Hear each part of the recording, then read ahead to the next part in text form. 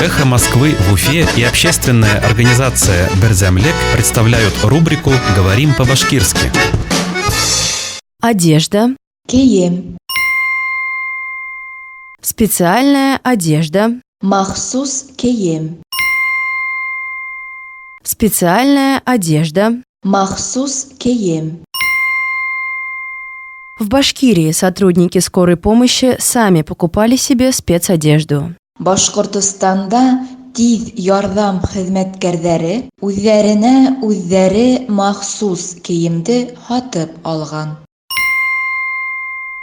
В Башкирии сотрудники скорой помощи сами покупали себе спецодежду. Башкортостанда тиз ярдам хезмәткәрләре үзләренә махсус киемде һатып алган.